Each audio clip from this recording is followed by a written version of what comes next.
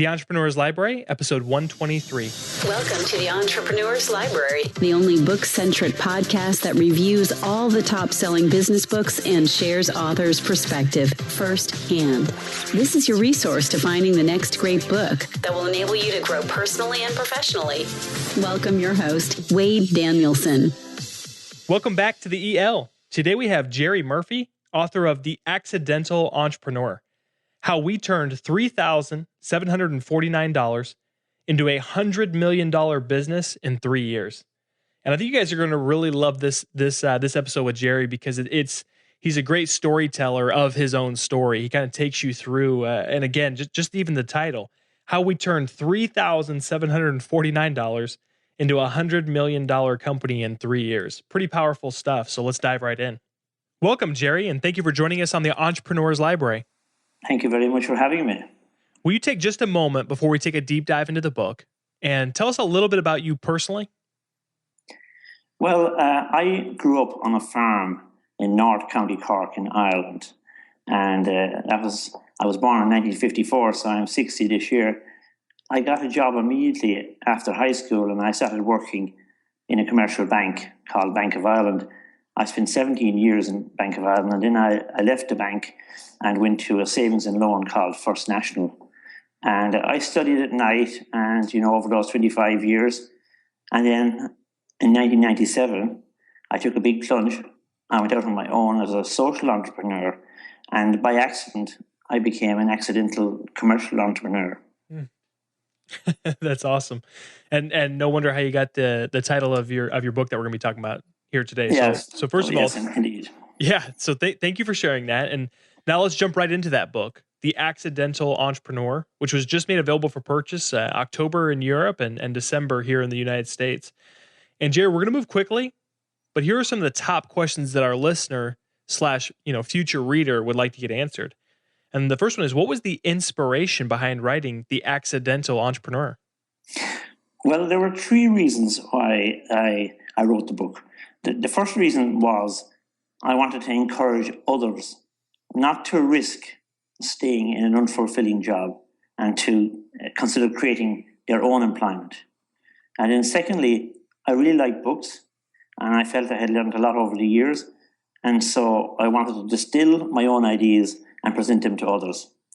And then I also wanted to tell the story of how I renewed my hometown in Ireland. So they were the three reasons why that inspired me to write the book.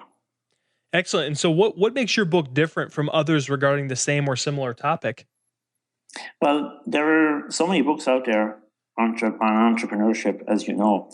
Mine is different in that it's presented based on my own life story. I mean, the book is in two parts.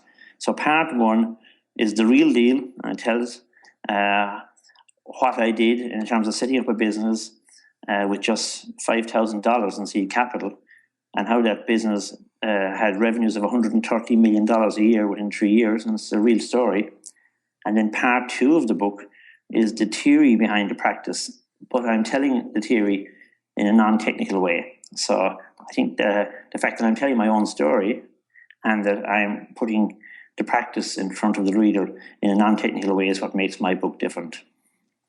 And Gerry, how would you suggest the reader engage with your book? Is this one they can jump in and out of cherry picking information, or was it really designed to be read from front to back?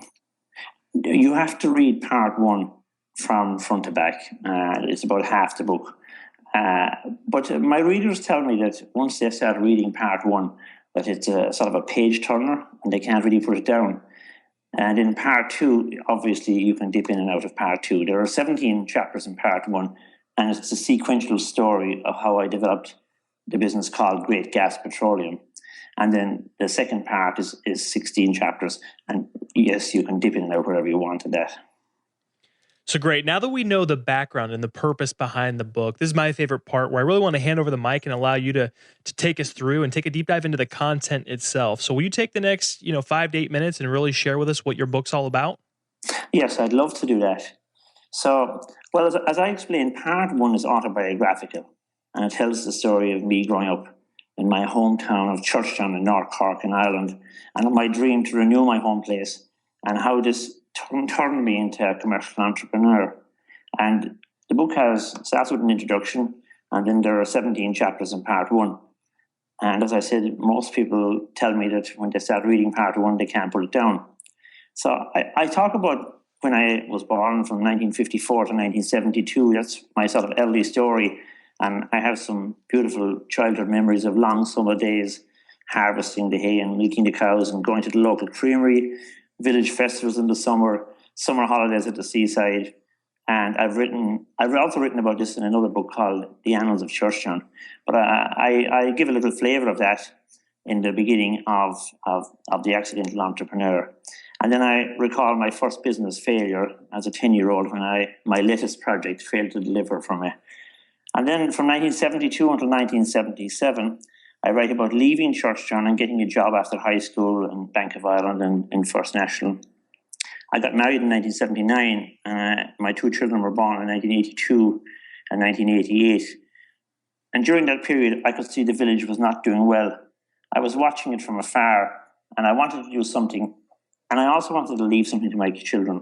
I lived in Dublin at this stage, and I wanted my children to know where they were from, where their family was from. I mean, I grew up in this village. My father grew up and lived in this village. My grandfather, my great-grandfather, we all lived in that village, and I was the first really to leave. So I felt that my own kids were disconnected from their rural origins, and I really wanted to do something about that.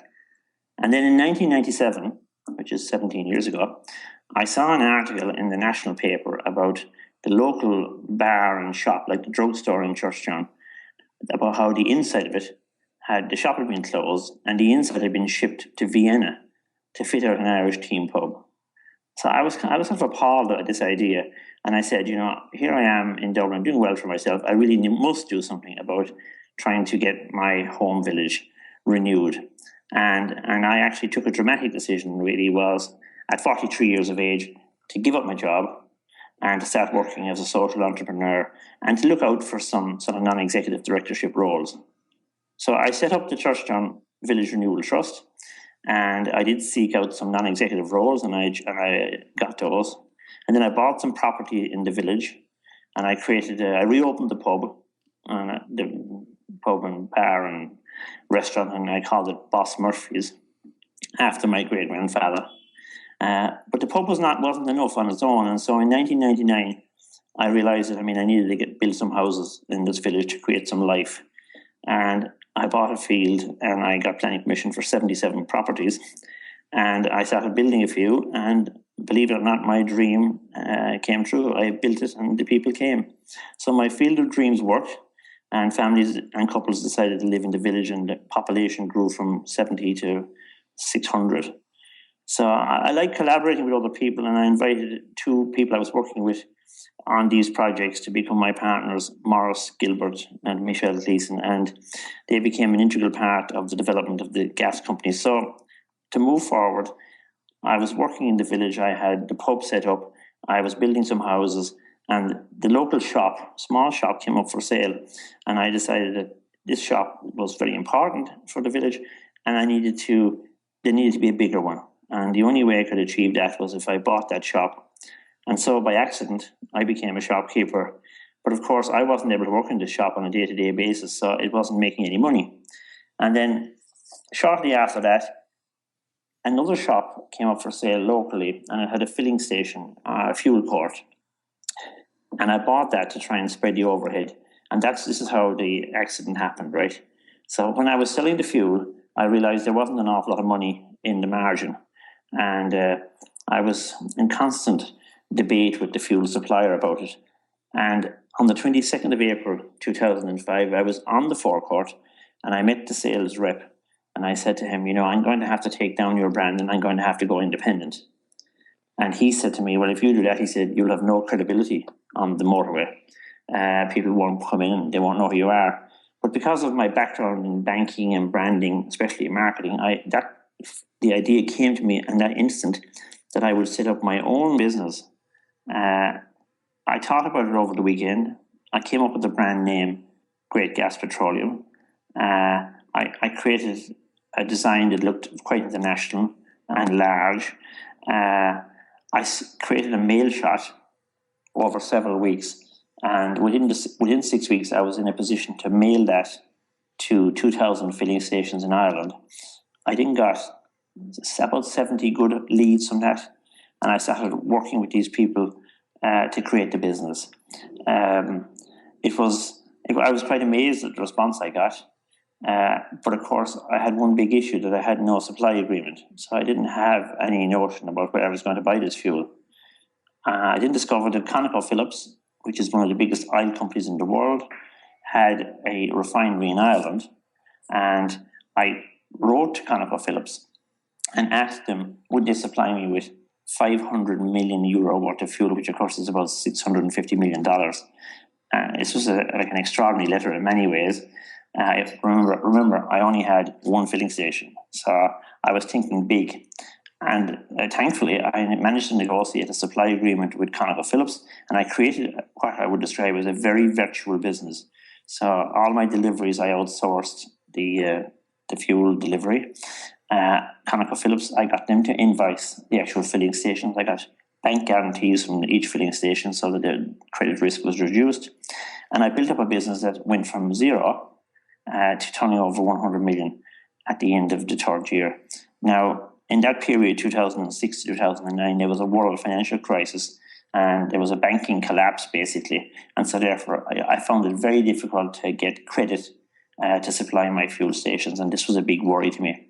And I decided by sometime in 2009 that I needed to bring in a partner. And I just found DCC Energy, which is a part of a big UK and Irish PLC, turning over about 5 billion a year. And I managed to secure a deal with DCC based on an earnout, and they basically solved the credit problem. And so I stayed on then for 3 years as the chairman, non-executive chairman, and the business was very successful. And thankfully for me, because this was a very difficult period in Europe and Ireland, especially for business, and so the cash that came in from Great Gas as the earnout was very helpful to me indeed. So part 2 of the book has 16 chapters. We talk about the joy of business, the benefit of testing and dry runs, the idea that concepts or ideas are only the beginning, and that implementation is the key. The need to be able to scale your idea and to multiply it, not just add to it. The idea that you need to solve a problem and find a solution and to create a customer base. And then I talk about the business plan and how you might write that, what should be in it, the marketing plan. We look at the importance of design and creating a brand, and then ownership. Should it be a partnership or a sole trader, or should it be a company? And I make a big point about recognizing failure fast and moving on if it's not working, and then the art of negotiation. So there's a lot in part 2 you can dip in and out of, and it's presenting very important business ideas in a non-technical way. And so that's the essence of The Accidental Entrepreneur. So Gerry, what a fascinating story, and you're a great storyteller as well. So thank you for sharing that and giving us that awesome review. And this next question, I think, is a way of drilling it down for the reader. And I'm asking, if the reader could only take away one concept, principle, or action item out of your entire book and everything that you just took the time to discuss with us, what would you want that to be? Well, that's a hard question, and I think it is that entrepreneurs need to work on their business, not just in their business, and they need to do this every day. So you need to be working on it, considering strategy all the time, and not getting sucked into the day-to-day activity. So that is, in my view, is the most important message from my book. Excellent. There is a second message as well, that you shouldn't stay in a job if it's not fulfilling, and you should consider, setting up your own business. So that question, I always usually pull a good quote out of it myself when I'm listening to the author, and I did out of yours as well. But that's our next question as well. Do you have a favorite quote from your book? I do, and it's my own quote, right? And it's, yes, when you don't know what to do nothing. And I describe this concept as management by ignorance. When I say ignorance, I mean ignoring things. Sometimes it's as well to ignore things. The issue might go away, it might never happen. And I'm a great believer in not rehearsing tragedies in your head. So I'm saying that when you don't know what to do nothing. And that's the quote that I like best. Excellent. Very good. So if there's only one book you could recommend to our listeners, based on the way it's impacted your life, based on the way it's created a paradigm shift, what would you recommend? Well, that's a very difficult question because I love books. The very first book I read on personal development was a book called Bring Out the Magic in Your Mind. And it was published in 1964 by a mentalist or magician called Al Koran. And I bought that book sometime in the early 1980s, so it was kind of out of date at that stage. But it gave me the idea that I should develop my own personal wisdom. Now, I still have that book in my library. I haven't read it for a long time, but I recommend it because it was the first book I read in terms of personal development. It's not the only book that I'd like to recommend. I also love Deepak Chopra's The 7 Laws of Spiritual Success and Stephen Covey's 7 Habits. I mean, are fantastic books too. And finally, The Alchemist by Paulo Coelho, I think is a fantastic book, and it's great resonance for me because I left church town to make my fortune in the world, so to speak. And where did I wind up? I wound up back in church town, right? So anyway, I'm sorry for taking so long to recommend 4 books to you, but obviously the one I feel most happy with is the one I read first that helped to change my life. No, that's perfect. I haven't heard that. We're kind of on a string. The last couple authors we've asked, we've been getting books that I've never even heard of before, and I love that.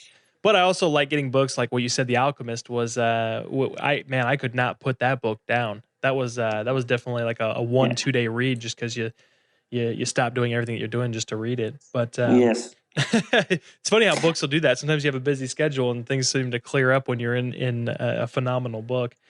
Yes, the one thing I thought about The Alchemist was, I kind of was getting it before I got to the end. I kind of figured out where we were going, that he was heading back to where he came from. But it was a terrific message. Yeah, absolutely. And Gerry, before we depart, can you recommend the best way for our listeners to not only get more information on you, but also your book, The Accidental Entrepreneur? Well, we have a website, which is called accidentalentrepreneur.me. And absolutely everything is on that, plus links to my other websites and the other work I do. So that is definitely the best way to find me. Perfect. Gerry, thank you so much for coming on and sharing your book with us. Wade, it was a pleasure. I mean, I'm surprised that here I am in London at the moment. I mean, speaking to someone in Texas. I mean, it's fantastic technology that we can do that on the internet. So thank you for making contact, and I wish you well. Thanks again for listening in today. If you'd like a copy of Gerry's book, The Accidental Entrepreneur, just visit the elpodcast.com and become a VIP. And also check out the show notes if you want more information on Gerry or his book, The Accidental Entrepreneur. Looking for your next book idea? Head over to the elpodcast.com, where Wade shares his amazing resource, the top 10 business books recommended by over 500 entrepreneurs, with you for free. That's the elpodcast.com. Till the next time, keep it on the EL.